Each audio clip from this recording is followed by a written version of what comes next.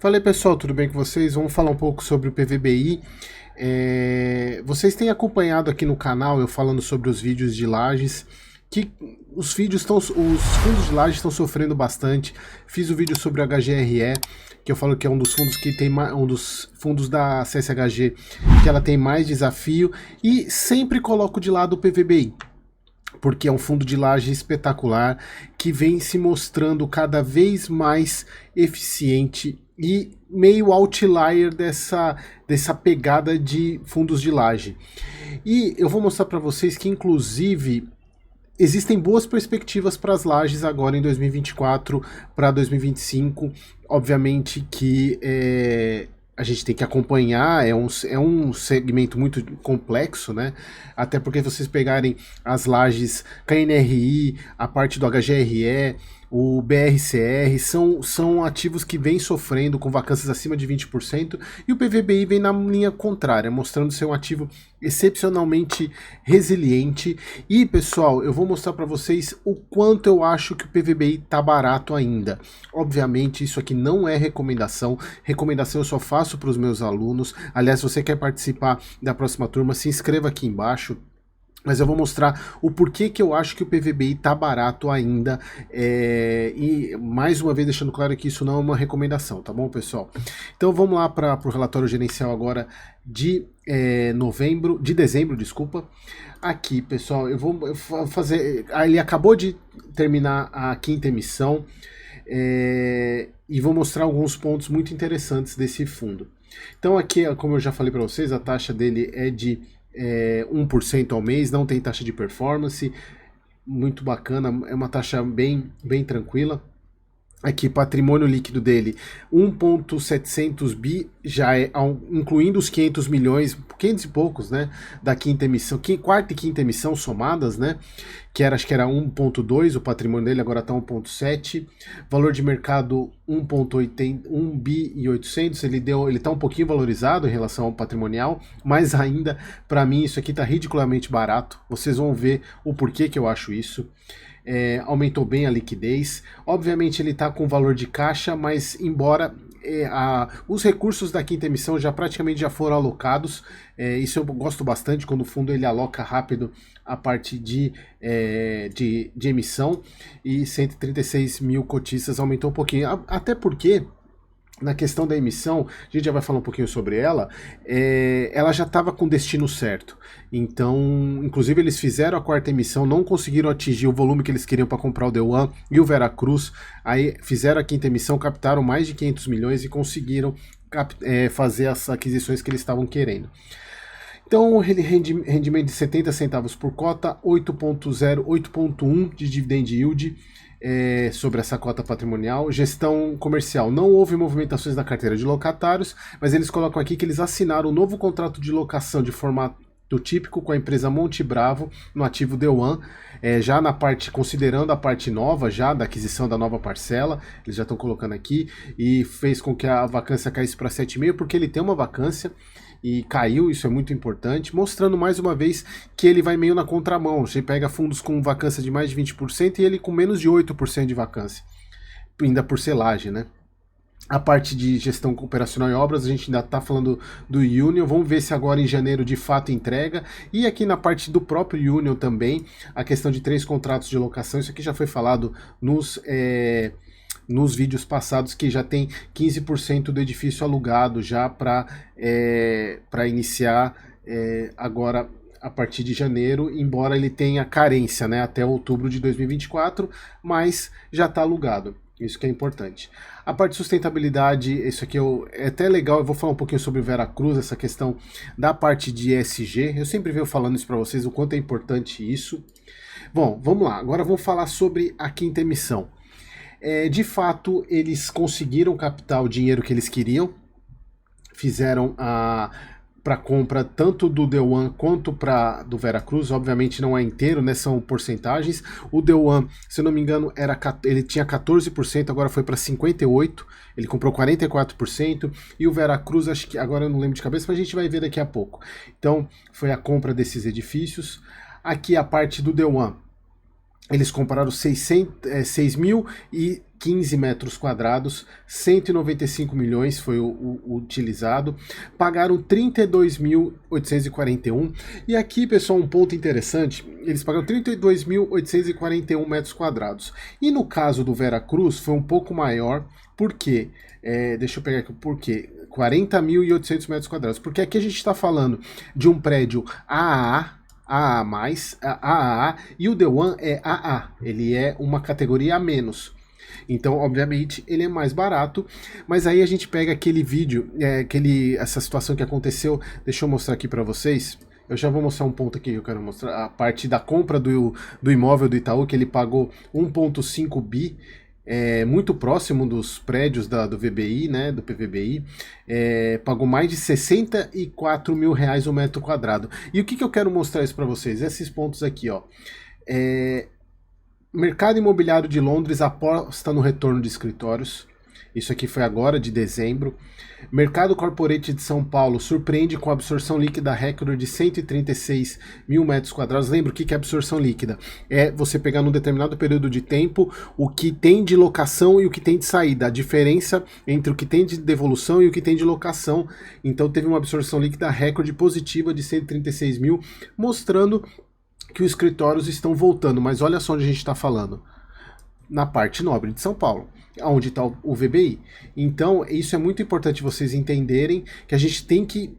Localização para laje corporativa não tem para onde fugir. É localização vezes localização vezes localização. Então, a gente está falando de prédios muito... Por isso que eu sempre falo essa questão, a gente tem que tomar muito cuidado com a localização dos imóveis, da localização dos terrenos, onde esses imóveis estão construídos. Isso eu falei bastante no post do Instagram, que eu falei sobre essa compra do PVBI, do imóvel do Itaú, que não é fundo imobiliário, mas teve essa comparação da quase o dobro dos prédios do PVBI, né, que são um dos fundos com preço mais alto em termos de metro quadrado, para mostrar para vocês que o mercado de lajes em boa localização não vai passar problema e pelo contrário, talvez vá muito bem. Então, pessoal, o que eu quero mostrar também desse racional dessa compra aqui? Olha só, eu peguei primeiro, eu já mostrei isso aqui para vocês, mas eu quero mostrar, isso aqui é o racional do The One. O que eu quero mostrar? Eles tiveram um incremento de vai ter um incremento de 0,07 por cota. E no caso do Veracruz, se eu não me engano, acho que é 10 centavos, aqui ó, de 10 centavos por cota. Aí eu peguei o Excel aqui, eu fiz uma questão aqui, porque até para saber o quanto que ele fechou a ideia de preço por metro quadrado de locação. Mas antes de mostrar isso, deixa eu mostrar aqui para vocês, aqui no Estados Invest, no Clube FI, tem uma parte aqui de imóveis, cadê? Aqui, para a gente pegar mais ou menos o preço de locação dos... vamos pegar aqui do The One. Bom, aqui, se vocês pegarem aqui em transações, a gente vai pegar, tem transações de venda e transações de locação. Olha só, se a gente pegar aqui, que foi a última de locação que tem registro aqui no Clube FI, de 2023 de março, que foi alugado por R$219 o metro quadrado. Se a gente voltar lá no Excel, olha só, eu fiz uma simulação aqui no caso primeiro do Veracruz, com um incremento de 10 centavos por cota, significa que o preço por metro quadrado da locação está dando por volta de R$242 o metro quadrado, um pouco acima daquele de 219, porque eu peguei o valor lá do preço, né, da área que foi comprada, e peguei mais ou menos aqui o valor do aluguel mensal, 1.700.000 contra 1 milhão, bem diferente, então tá dando 245. E no caso do The One, que foi uma área um pouco menor, fazendo as contas aqui com esse incremento de 7 centavos por cota, a gente está falando aqui, deixa eu até aumentar um pouquinho aqui, que não sei se está dando para vocês verem. Olha só, aqui a gente está falando de um incremento, de um aluguel, no caso do Veracruz, de R$245 por metro quadrado, e no caso do The One, de 205 o preço do aluguel. Isso aqui mostra nitidamente a diferença dos tipos de imóvel. Aqui a gente está falando de um AAA, né? A gente está falando de um AAA, e aqui a gente está falando de um duplo A. É só para vocês entenderem mais ou menos esses racionais de preço do aluguel e mostrar essas diferenças aqui também. Mas daqui a pouco eu vou mostrar a questão do valor da cota. Bom, deixa eu já mostrar agora por que eu acredito que o PVBI está barato nesse ponto. Olha só. Ele pagou 0,7 centavos. Ele vem pagando, se a gente pegar lá no relatório gerencial, olha só, ele tem pago aqui, deixa eu pegar o guidance dele aqui, olha só aqui, ó, 0,7 centavos é o máximo, ele vem pagando 0,7 centavos, 70 centavos na verdade, 70 centavos. Bom, considerando esses incrementos de cota, ele que seria de 17 centavos, 10 vindo do Veracruz e mais 7 dessa parcela do Deuan, a gente passaria para 87 centavos.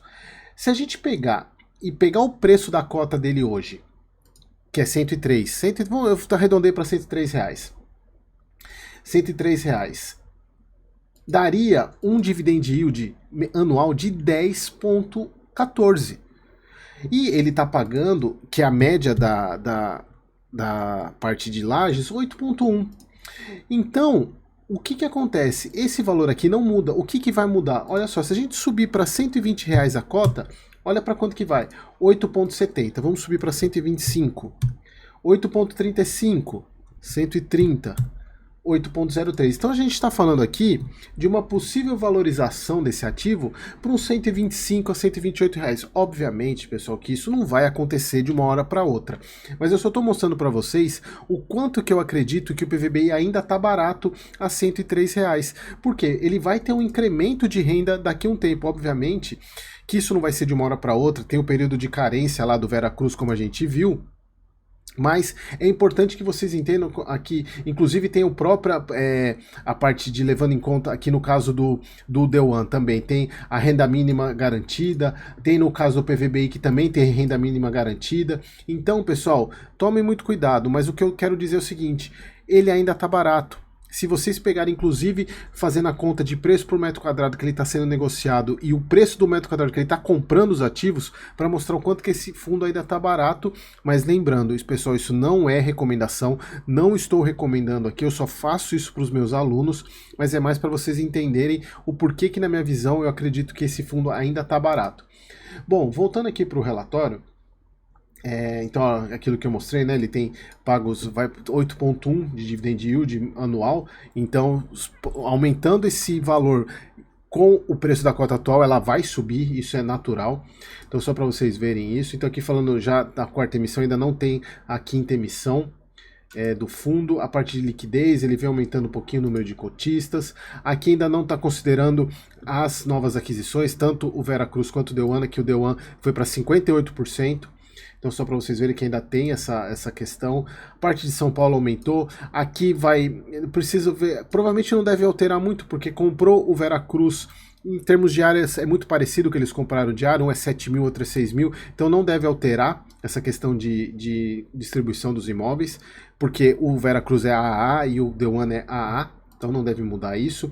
Obviamente aqui vai mudar, porque a gente vai entrar com mais do Deuan e vai entrar o Veracruz também, então a gente tem que esperar essa atualização com os imóveis, né, dos imóveis dessa quinta emissão.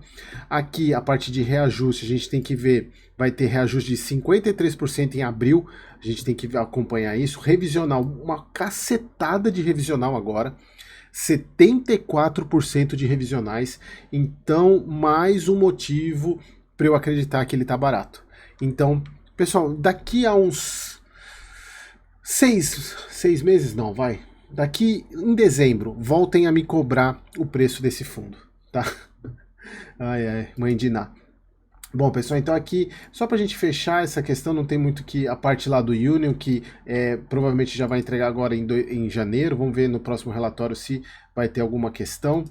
Bom, aqui, pessoal, não tem mais o que mostrar. O que eu quis mostrar era essa parte aqui mostrando os ativos, né? Eu quis mostrar essa questão dessas aquisições e mostrar o quanto que esse fundo é bom e, na minha visão, o quanto que ele está barato.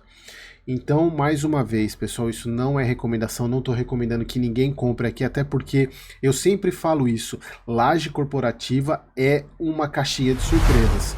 é um ativo, é uma classe que é muito sensível à economia, pode ser que de uma hora para outra qualquer política do governo mude tudo, então tome muito cuidado, tá? Não encarem isso como recomendação. Se você quiser minhas recomendações mesmo, com preço de entrada nos ativos, se inscrevam na próxima turma, ou sejam membros Plus aqui do canal, que todos os meses os membros Plus também vão receber os relatórios de recomendação. Obviamente, eu gostaria que você fosse meu aluno para aprender, de fato, a calcular o preço de entrada em fundo imobiliário, tá bom? Então se inscreva aqui embaixo no link aqui na descrição. Espero você no próximo vídeo.